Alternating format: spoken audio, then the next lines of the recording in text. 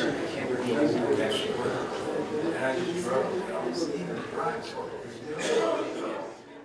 have been doing in the University in Genève, and more particularly in the Life in the Universe Center. And I will try to be as captivating as I can for this last talk before lunch, so please keep up with me. Alright, so my talk is entitled Habitability of Planets Around Low-Mass Stars. So we have been already talking a lot about these objects. So I will go very quickly in the beginning because now you've heard a lot about these two systems, which are particularly interesting when you are studying planets around low-mass stars. So Proxima b, which unfortunately does not transit, but which is the closest planetary system to our own solar system. And of course, you've heard a lot already about TRAPPIST-1. We've also heard that these systems are actually very different from our own solar system, because these stars are much fainter, much redder. They have a very different spectra than the Sun. And the planets are also located very close into the star, so they are submitted to star-planet interactions, they are bombarded with active radiation, etc., etc. However, there are very interesting targets for atmospheric characterization, so trying to detect molecules in the atmosphere. Because, a planet like the Earth around the Sun, we have not detected it yet so far, and even if we do, it's going to be extra challenging to kind of characterize the atmosphere of these planets. But the planets down there are actually the only habitable zone planets that are already available for atmospheric characterization, and that will be also available with other techniques. So, quickly, what kind of technique are we talking about? So, we've heard already a bit about transit spectroscopy. It's being done actually right now with the James Webb, and we've seen a very nice spectra of TRAPPIST-1c earlier today. And so the TRAPPIST-1 planets will be all, I think, probed using this technique. So we will have, hopefully, in the near future, some very interesting data about this system. But, Proxima b, as I said, is not transiting, so you have to rely on other techniques to try to determine their atmospheric composition. And I will mention this one, which is called reflected light spectroscopy. So basically, the idea is to analyze the light that is being reflected by the planets. So really, like the phases of the moon or something. And so I will briefly mention at the end of my talk two instruments. Ristretto, that is going to be installed at the Very Large Telescope in Chile in 2025. And Andes, which we have heard about actually earlier today, which is an instrument that is going to be installed at the EELT in something in 2030 or something. And so both of these instruments will be able to perform this kind of technique for a few habitable zone planets. Alright, so as I said, these systems are very different from the solar system, and in particular the planets are very close in. And so they are submitted to star-planet interaction, and more particularly, I will talk about tidal interactions. So you have two components to tides. The first one is where you consider the deformation induced by the planet into the star, which is called the stellar tide. And the other component is the opposite, is when the star is deforming the planet, so the tide induced in the planet, and we call that the planetary tide. And both these tides actually are going to impact the evolution of the system. So both of them are going to impact the distance between the star and the planet, also the eccentricity of the orbit. So you're going to have a tidally induced migration, like the moon is slowly moving away from the Earth. We expect this kind of evolution to happen also for these systems. And in terms of the eccentricity, the tides are going to act to circularize the orbit, so decrease the eccentricity. The planetary tide also impacts the rotation of planets. So we have heard about this tidal locking. So tides tend to lock the rotation of the planets with this permanent day side, the permanent night side, like the moon is always showing us the same phase. And also, the tides are going to act to reduce the obliquity, so the angle between the rotation axis and the perpendicular to the orbital plane. So if the planet is close enough, you will also reduce this angle. And finally, because because the planet, is deformed, it creates friction inside, and you can have a heat flux corresponding to this deformation. And so here, it's an image I really like. It's an image of Io, satellite of Jupiter, that was observed by the satellite Bruno in infrared. And so you can see on the left-hand side, you have the day side of the satellite, which is hot here in infrared, so bright. Oh, you don't see it. Oh, yeah. Okay. Imagine you can see a bright side on the day side, and actually on the night side, where you are not heated up by the sun, you can see a lot of bright spots that correspond to hot spots where the energy, the internal energy, is going out of the satellite. If you want to see it, you can come later to see me. Okay, so for these planets, actually, all these quantities or parameters impact the climate. So for the distance, it's easy. The closer you are, the more energy you receive. If you have an eccentricity, it means that you're going to be hotter at periastron than at apoastron. For the rotation, it tells you the heat redistribution from your day side to your night side. And if you have an obliquity, you're going to have seasonal effects. And finally, for the tidal heat flux, it acts like an additional source of energy, which in some cases can be important. But it can also induce, enhanced volcanism, so more species that are going to be ejected in the atmosphere. And it can also help for plate tectonics and help keeping planet warm for longer. And so, in order to one day be able to detect or claim the detection of a biosignature, you need to keep in mind the complexity of this diagram, basically. All right. So during this talk, I will talk about a few points in this diagram. And the first one I want to tell you about is this part on the upper right of the thing. So which is the impact of the planetary tide on rotation and tidal heat flux and so on. And so the work that we have been doing comes from the fact that if you look at the community and the different models that are available, they often do a very strong assumption about the nature of the planet in terms of how they respond to the tidal perturbations. And this hypothesis is that the planets are basically made of gas, or if you want to be more precise, a weakly viscous fluid. But of course, planets like TRAPPIST-1, they are thought to be rocky. So they are more thought to be made of an inelastic material with, rocks are not weakly viscous, obviously. And so why does it matter? It matters because it's going to impact the way the rotation is evolving. So if you have a circular orbit, both models link to synchronization, you're happy. But if you have a non-zero eccentricity, then you start to see differences. So for instance, on the model on the left, which is widely used in the community, you get what we call pseudo-synchronous rotation, which is basically synchronous rotation where you're around periastron. But if you account for the fact that the planet is made of rock, you have a completely different rotation, which is called a spin-orbit resonance. And so, for instance, Mercury is in a spin-orbit resonance, where it turns 3 times on itself while it's doing 2 rotations around the Sun. And rotation is important for habitability. We already mentioned the potential problem of having a tidally locked planet. And so here I just wanted to illustrate that with 2 climate simulations for 2 different rotations. So these were done for Proxima b. On the left you have a tidally locked planet. And on the right you have a planet in a 3-to-2 spin-orbit resonance. So rotating slightly faster than the tidally locked planets. And so here you have a temperature map, the redder, the hotter. And you can see, I don't know if you can see a small dashed line, and it corresponds to where the liquid water is on the surface of this planet. So for the tidally locked planet, basically you have an ocean under the substellar point, so on the day side, and you have ice on the night side.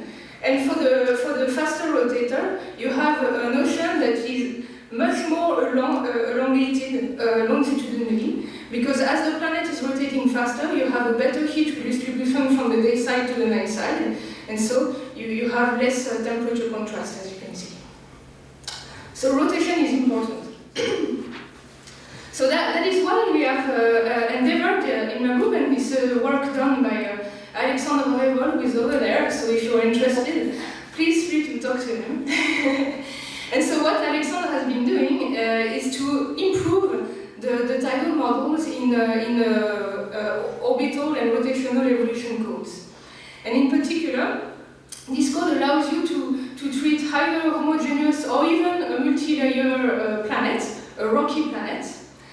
And the new implementation that he has been doing is very versatile in the sense that you can, imagine, all the planets you want.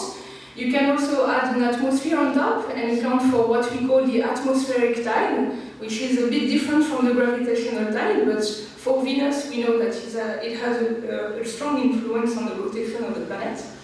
And it can also take into account the oceanic tide, which we know is very important for the Earth. The majority of the dissipation for the Earth comes from the ocean, actually. And so he has been applying so far this model to a Venus-like planet around a Sun-like star to study the evolution of the rotation. So here I'm just giving you an example. So you have the rotation here. If you are up in this graph, you are rotating faster, and if you are down, you are rotating slower. And so here you have this blue curve represent the rotation evolution for only the rocky part of Venus, if you prefer. And so you can see that the rotation gets trapped into these spin-orbit resonances in that case. And now what happens if we add the atmosphere? We have this yellow, this orange curve. So a very different evolution due to this atmospheric tide that is going to fight the gravitational tide from the tidal locking. So if you want to know more, talk to Alex. And also what he has been doing, a lot of stuff, he has been also improving net body code this time. So instead of just looking at one planet around the star, he has been improving an net body code called Posidonius to account also for these specific responses of rocky planets.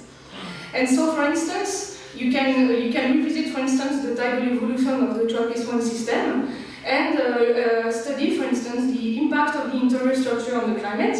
So, for instance, as an example, you could potentially reproduce the way tidal heating is distributed inside the planet. It can help you maybe give estimates about the degassing that we could expect for these planets, the tidal heat flux, obviously, and it would also allow to kind of revisit if tidal heating could play a role in plate tectonics, for instance. Because we know that plate tectonics, for the Earth, it allows the carbon silicate cycle that allows the climate to be stable over long periods of time. And so we would like to have some plate tectonics on the habitable zone exoplanets. And this is something that a master student, Mariana Villamil-Castre, is actually looking at right now. So she is going to look at the influence of several parameters on the potential of onset of plate tectonics for exoplanets. So she's going to look at the influence of the core mass fraction. So if you have a very small core at the top or a very big core at the bottom here. She's going to look also at some parameters of the crust of the planets, in particular heterogeneities in composition of this crust. And if we have time, we will definitely look at how tidal heating can play a role in the onset of plate tectonics. And so in order to do that, she will use this kind of solid convection code-like aspect. Okay, so now let's move on to the lower part, lower left part of this diagram, and how this distance in particular changes the habitability of the climate. And more specifically here, I will talk about the definition of this inner edge of the habitable zone, which we have heard about in the previous talks. So how do we define this inner edge? One of the definitions is called the runaway greenhouse limit. So I have a student, Guillaume Chabot, that has been looking at that process, both using 1D climate simulations, where you just simulate one column in the atmosphere, but also 3D simulations where you consider the whole atmosphere. Okay, so what happens in this transition? Let's start with a planet which is temperate, nice, habitable, nice conditions. And let's bring it closer to the star. What's going to happen is you're going to increase the temperature, obviously. And if you increase the temperature, you're going to increase the evaporation, so you will have more water vapor in the atmosphere. So you will increase the greenhouse effect, and so you will increase the temperature. And at first, the planet is able to recuperate from it and find a new stable equilibrium. But at some point, you actually have so much water vapor in the atmosphere that you create a kind of thermal blanket on your planet. So a layer which is where there is so much water vapor that you block some windows at which the planet can cool down in infrared. And so if you prevent the planet from cooling down, what's going to happen? The temperature is going to increase. And so this is the definition of the inner edge of the habitable zone. And so on the other side of this transition, you have a planet with all the water vaporized, so you have a steam atmosphere, and you can have more than 1,000 Kelvin at your surface. So you go from nice habitable conditions to hellish conditions. And so Guillaume has been studying this transition both in 1D and 3D, as I said, and he found that you have a big difference between 1D and 3D. And so here you have the y-axis, the thermal emission of the planet, so basically its capacity to cool down. And on the x-axis you have the mean surface temperature. So the left part of the diagram with the black dot, it corresponds to stable equilibrium at low temperatures. Then you have this long transition here where you see that you increase your surface temperature, is the blue line. And then the dot at the end of it is the new stable state, where all the water is vaporized and you recover an equilibrium. And on the red part also is simulations from Martin Turbe in 2021, where we looked at the transition but from the other way. So we started with a steam atmosphere and we put it farther and farther from the star and looked at when the water is condensing. Okay, so basically Guillaume, he has been studying this transition going from temperate to the steam atmosphere. And Martin, he has been looking at the other way around. So here for the runaway greenhouse, you get a definition from the inner edge of the habitable zone. And if you are looking at the transition the other way around, what you find is that the transition happens at a different solar flux. So the inner edge of the habitable zone, if you consider the transition from the hot to the temperate, is different than the inner edge if you consider the transition from the temperate to the hot. And so that in physics is called a hysteresis cycle. And what's very important here is that for one given condition, and especially today's condition, it means that you can have two different stable states for the climate of the Earth, the habitable planets that we know and love, and an Earth but with a steam atmosphere of 273 bars of water and hellish conditions. And this concept is called the multi-stability of climate. So when you have, for one specific condition, you have more than one possible stable climate state. And actually, there are not only two, so I mentioned to you, so our states, but also the steam atmosphere, but you also have the snowball Earth, which is also stable at today's conditions. And so here you have the same kind of plot, but more serious looking, with the surface temperature and the solar flux. And you can see that today we have the white dot, the blue dot, and the red dot corresponding to the snowball, habitable Earth, and the steam atmosphere Earth. And so we have one PhD student actually who started earlier this year that is going to study, this idea of multiplicity of climate for exoplanets. So his name is Siddharth Bhatnagar, and he will look at that with 3D climate models and look at the influence of different climate feedbacks in the atmosphere, and also the impact of oceanic circulation, which actually could lead to a new stable states in between all of these. All right, so I would like to finish to advertise also some work that has recently started. So this is about the observability, the potential observability of these biosignatures. So I told you earlier that we had two techniques. One of them was this reflected light spectroscopy technique, and that is going to be performed by Ristretto and later Andis, so at the VLT and ELT. So I try to respect kind of the scales of the different instruments. And so we have a PhD student also in Geneva that started, and her aim is to model the atmosphere of rocky planets around low mass stars, and so the ones that Carmenes, for instance, discovers, and study the observability of these planets with this technique, and if we could eventually detect some molecules in the atmosphere of these planets. So she's going to perform 3D climate models of these planets to make high-resolution spectra of what we could expect. So here you have an example that was done by Martin Turbet for Proxima B for the Ristretto instrument. So here it's really high-resolution spectroscopy. And if you zoom on this feature here, it's an oxygen band. And we hope that this kind of instruments will allow us to distinguish between two potential cases for these planets. So for instance, if you look at the plot on the bottom right, you have two curves. The blue one is an Earth-like case, where you have this biotically produced hydrogen in an atmosphere, which is basically the Earth's atmosphere. And the orange line corresponds to the kind of atmosphere that we expect if the planet has experienced water loss, which is potentially the case for these planets around very low mass stars. And one of the processes that arise from this water loss is the buildup of oxygen in the atmosphere.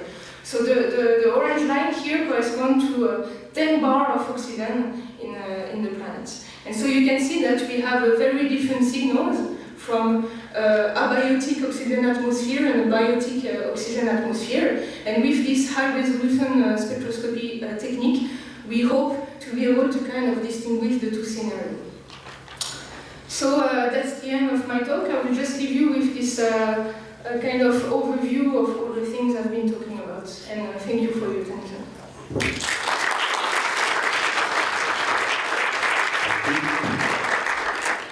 Questions?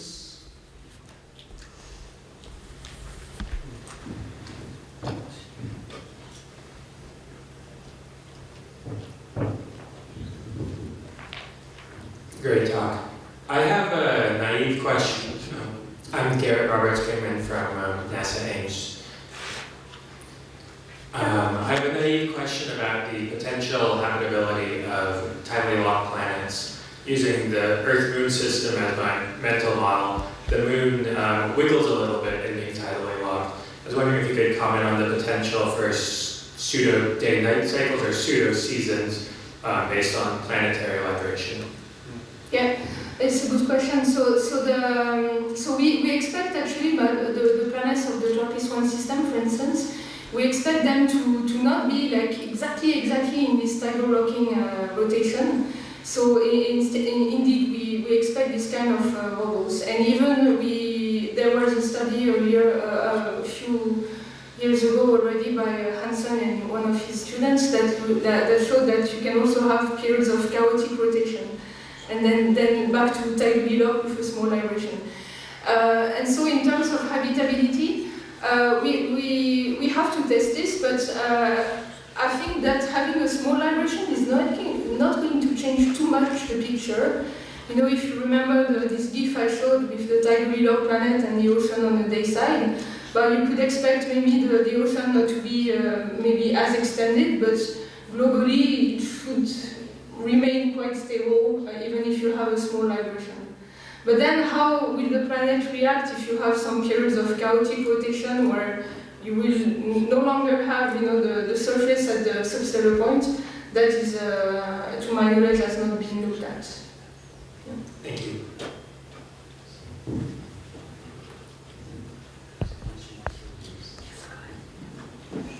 Hello, I'm David Kaplan from the University of Washington in Seattle. With your scheme planets, which you say are stable, another stable state of the Earth, it's going to have a very hot surface, because basically it's going to be molten.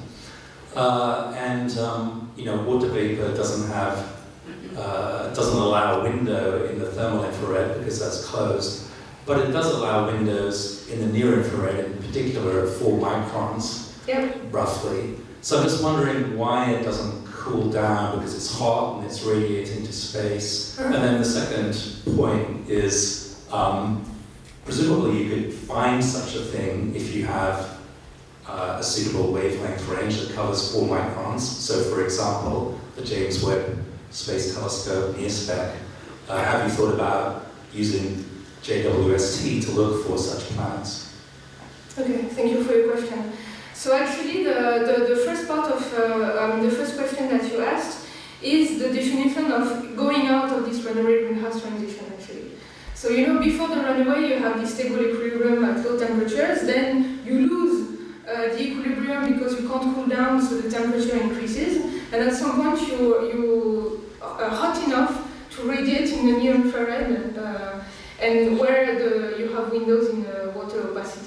And so you recover your possibility to cool down, and then you recover this equilibrium, but at high temperatures.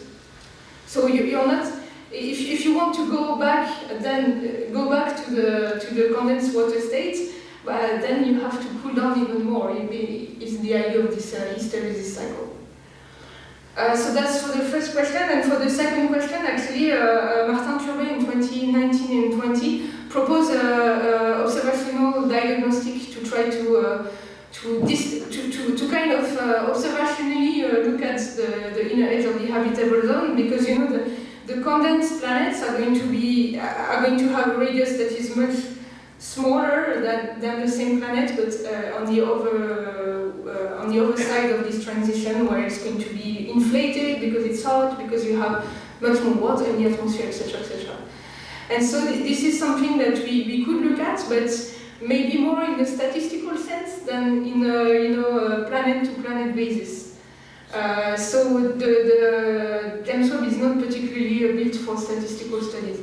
So, but within one given system, like the TRAPPIST-1 planet, you have planets that are inside the inner edge, closer to the star, planets that are not. So, but I don't know, maybe maybe when we will have the transmission spectroscopy from all these planets, we are going to be able to say something, but I don't know. And we also mentioned earlier that the inner planets of the TRAPPIST-1 system being so close to a star, so active, maybe they have lost all its water, and so then you would reduce the radius of your planet. So you have like a trade-off somehow. And maybe this dichotomy in radius would be more visible for planets around than higher mass stars than the low mass stars I mentioned. Thank you. Hi, my name is Mark Boyd from Eureka Scientific. Thank you, that was a very clear talk, and I really appreciated it. I'm curious, we hear a lot, I think, about the faint young sun paradox when you think about climate and the stellar impact on that. But the hysteresis that you're highlighting here makes me think about the fact that stars they also start their lives brighter than they end up in their more mature main sequence phase, and that's especially true for the low mass stars. So I wondered if you could comment on the possibility of like a bright young star paradox in addition to the faint young sun paradox. Yeah, right. It's a good question. So actually, we think that for all the planets, probably they were too hot to start with. So be that because their star was actually brighter in the past, like the low mass stars, or even just by the process of planetary formation, which are when you have rocks getting together, you're going to create heat basically.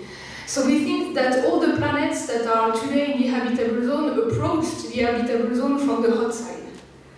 And so in the planetary evolution kind of frame of mind, then probably all the planets went on this branch basically. And so you have this this limits rather than this one to consider for water condensation to occur. I don't know if that answers you. And just incidentally, on this plot you can see, so here we are here today, and 4 billion years ago when the sun was fainter, we were here, and this actually allowed for the water to condense on the Earth. So lucky for us, we had the faint young sun, basically. Paul Rimmer, University of Cambridge. Thank you very much for your talk. I was also kind of curious about the potential of observing these things, but from a bit of a different perspective, using the sort of axis of time. If you leave these sorts of planets going for a considerable amount of time, the water's going to be in the upper atmosphere, it's eventually going to photodissociate, your hydrogen is going to escape. Yeah. You might end up oxidizing your atmosphere, but will certainly end up cooling it. Have you looked into what those sorts of timescales are and what sort of predictions you might make for planets that get stuck on one of these curves rather than the other? Mm-hmm. That's a great question. I mean, this is the sort of thing that I would like to look at, but so far not too much. And as you did, I mean, as you said, it's a question of timescales. And the timescale for, evaporation, water escape is like something that's not really constrained. We could imagine, if your planet over here, you have a lot of water vapor, the water gets dissociated, you lose the hydrogen, etc., etc. And we might think that it could be actually feasible if you lose enough water to kind of jump, from a state like this to a state like this, because basically you change the atmospheric composition, and then you would be able maybe to jump from here to there. So this is sort of thing that we want to look at with Guillaume Chabot, for instance, but we have not yet done it, so I don't have an answer for you. Okay, thank you. Right, Vince from Minnesota, probably a very naive question. Is there an estimation of how frequent or probable planets with lots of water like us? Or is it something that has still to be discovered? But I don't have the nice plots here in my presentation, but if you look at the typical mass radius diagrams for the planets and you overplot it with theoretical mass radius relationships, often you put the very realistic 100% water composition, and you can see that actually there are a bunch of planets that are compatible with actually a lot of water. And we think that in the formation processes, if you form far away from the star in a protoplanetary disk, you could potentially, be built with material which is very water rich. So, some of the planets we have discovered are very good candidates for this kind of water worlds. They should exist. Right. Oh, I think. Yes, thanks. Sorry for interrupting the discussion, but we only have 1 hour and now only 15 minutes for lunch. I'm sure you would like some lunch. Thank you very much for coming. So with this, we will conclude this session. Thanks to all the speakers and to everyone who asked questions. So for the next, if you want to be thanked, please ask questions.